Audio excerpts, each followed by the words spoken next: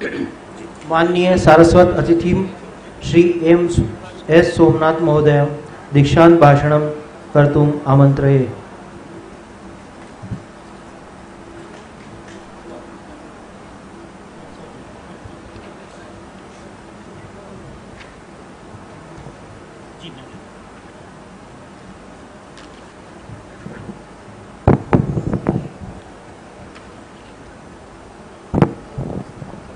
नमस्कारः।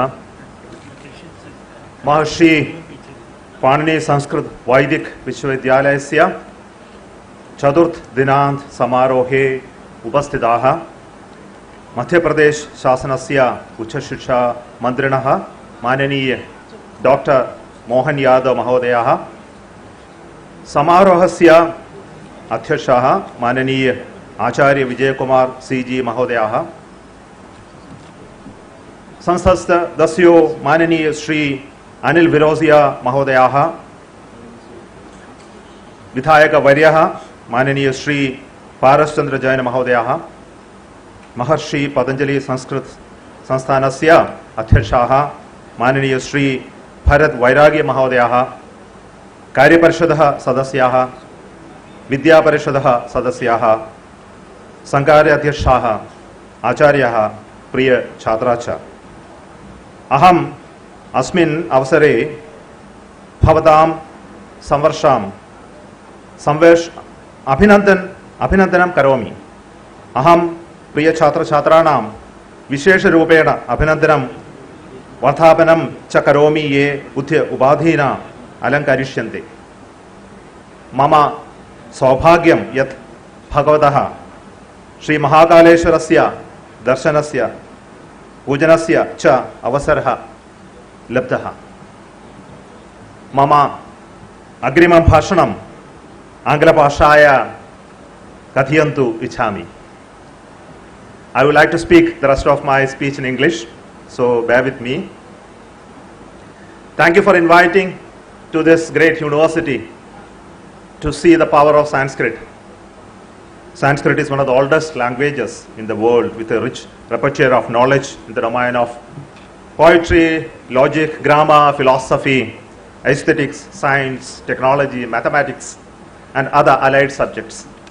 And contributions in the area of all this which I mentioned has made extensive imprints in the minds of all those who have gone through this and realized the Indian scholars who have made it so popular that it survives even today. Maharshi Panini Sanskrit Evam Vedic Vishwavidyalaya was established precisely for the promotion of the Sanskrit language in 2008 by the government of Madhya Pradesh. Though the motto of the university is to promotion and proliferation of the Sanskrit language and literature, and it is take appropriate measures to promote interdisciplinary studies, innovative research in this university. India surely so it enjoys a place and pride in the cradle of the abiding world of cultures and civilizations. Its ancient literature, mostly rendered in Sanskrit, is extremely rich in its original philosophical thought. It's equally opulent in scientific inquiry. Today, your Honorable Vice Chancellor has just declared Sanskrit as a language for science.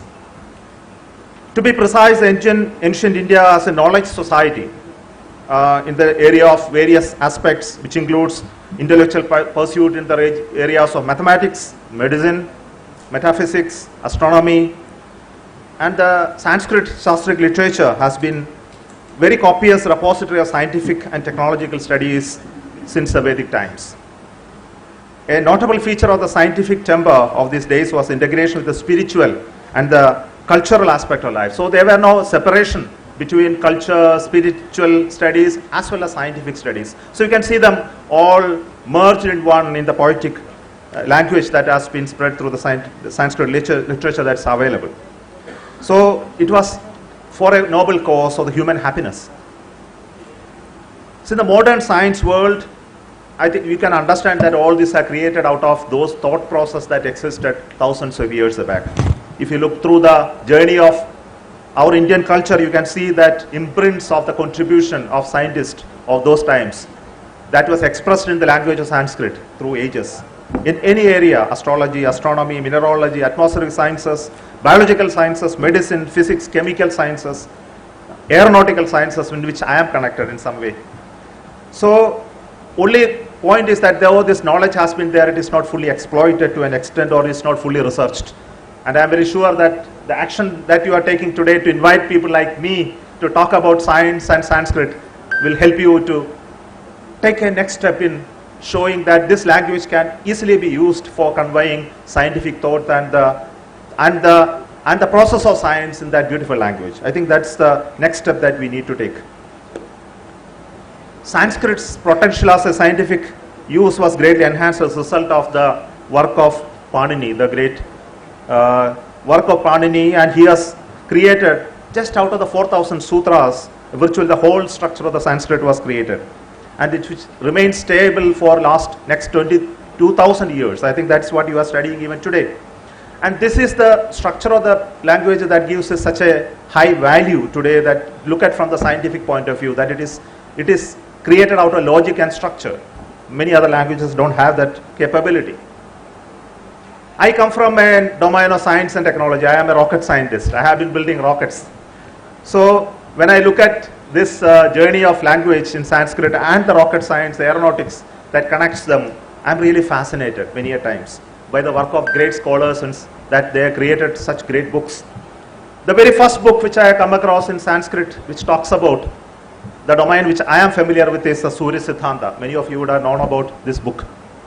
And this is the book specifically talks about the solar system, the sun, the planets, and how the planets move around the sun, the periodicity of this movement, the time scales which are involved, the size of this, the whole structure, even the size of the earth. Even to think that your earth is a sphere, it has a diameter, it has a circumference.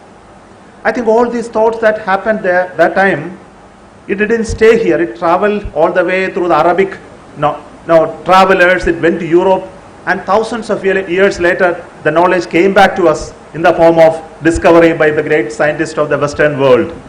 Though it was all found out here, it was written down in this language, and today we know that it has been created. Varaha Mihira, through his Pancha Siddhanta, we know much about it today. Lagadha, in the 1500 year BC, he has created the Vedanga Jyotisha. Aryabhata's work 1, Varaha Mihira's works, Bhaskara 1 and 2. Brahmagupta, it created the Brahmasputa Siddhanta, again a scientific work. Parameshwara and many others in Kerala, where I am coming from, wrote the Goladipika, which is again a very interesting book on astronomy.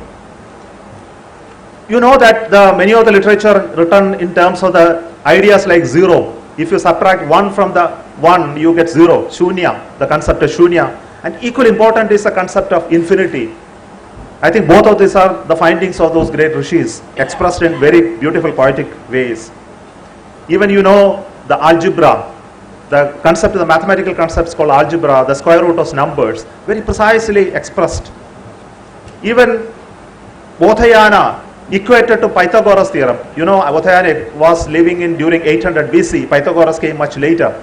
And he expressed that for a right angle triangle, how the connections between sides are expressed beautifully in the concept of areas. Though he was not talking about square, but he was talking about areas. It's exactly the same theorem of Pythagoras, expressed beautifully in Sanskrit in 2 sentences. You can read that and understand the beauty of it.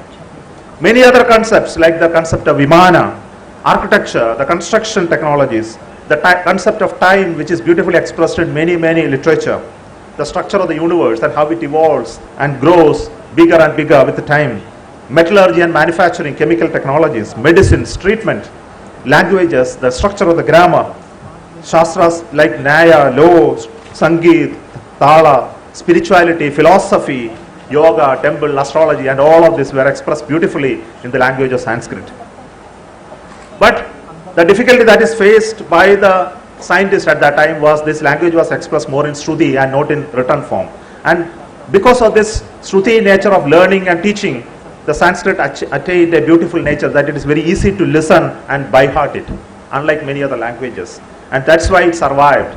And today you don't need it. Today you can write it and express it. You don't need that Shruti's structure, which is the beauty of this language. It's a rule-based, formula-based and logical syntax. For people like us who are engineers, scientists, like it very much. any language which is rule-based, syntax-based, is something that suits into computer languages. And you know, computer people who are especially working in the artificial intelligence, machine learning, they like Sanskrit. And there is a lot of research being done how Sanskrit can be used for bringing into computation, natural language processing. And I want to tell you, people who are taking Sanskrit as a profession, as a living, you must look at it how this can now work in the domain of technology. And it is not the old literature and science that we must propagate. It is more importantly how we can use Sanskrit, the language, for conveying the messages of modern technology and science. Then only it will survive. It must become the language of the spoken and the language of the top people who will be able to communicate in this language. I understand the Maharishi Pani University is one of the leading university with a lot of enthusiasm today. I think the transformation has really happened. A lot of departments now, new departments are coming into the university. The graduation and post-graduation has come in, and diploma and certificate courses are there in this university in literature and various other domains. The university is not only teaching the traditional courses, it is also offering courses in yoga, Nyaya Shastra, Advaita Vedanta. Education department is really strong here. I could see many young people who are taking graduation in education. I think all of this shows that there is a new energy in this university. As your Vice Chancellor just mentioned, it's not only going to be just a university local, it is going to be a university which is well known in this country and in the world as much. I am very sure about it. And the support that this university is getting from the government, the Honorable Minister, the Chief Minister and the entire government to create its new infrastructure, new courses, and make you to grow in size and prominence, I think is really most welcome. Thank you so much for the encouragement that you are giving to this university. And it's not only teaching you some language and structure, but it's also helping you to grow in personality, in people who have ready to influence the world. I think the type of conferences and workshops that you are conducting here, the other voluntary activities that are taking place in this university really make me feel that you are doing the right thing to create new set of leaders for the world. Though the purpose is the language and its promotion, but through that you are creating people of influence in the future. I think that's what is required for a university to do. I'm very happy about that aspect as well. I don't want to prolong because the time is short. I think it's already, the time is going too much. So let me stop at this moment, but I would like to offer you my greetings from a people like me, scientists who are working in rockets, still have a fascination for languages and arts and those knowledges that existed in this country for so many years. I have been a humble learner of what I can in my spare time, though my primary job still continue to be the rocket building and scientific activity. I still keep my interest live in learning the language, learning the ancient sciences and connect between these two, and also to propagate what I can through this medium of languages and science, and also talk to young people to understand what our nation did in the past and take pride about it, and also work towards committing yourself to propagate it, preserve it for years to come. Jai Bharat. And I also wish you, the university and the graduates who are passing out, great future. I think that is needed on this day when you are getting graduated. They become Dishant today. I think you need to have the blessings of your parents, your teachers, your gurus, your well-wishers, and your journey will not go fruitless. I am very sure about it. With the blessings, all of them, you will gain great heights. My blessings to you once again. Thank you so much for all your blessed wishes and wish you all the very best. Thank you.